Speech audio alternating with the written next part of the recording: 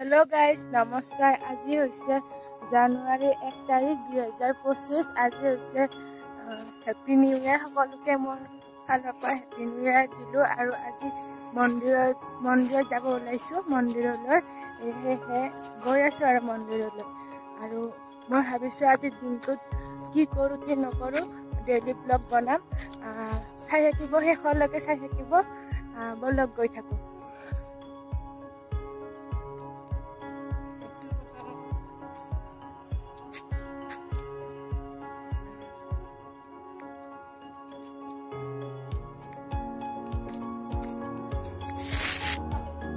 মন্দিৰ আহি পালো কি এয়া মন্দিৰ এতিয়া ভিতৰলৈ যাম ভৰিয়াত ধুই লওঁ ইয়াতে আমাৰ ঘৰৰ ওচৰতে থকা মন্দিৰ শিৱ মন্দিৰলৈ আহিছো ভিতৰলৈ যাম এতিয়া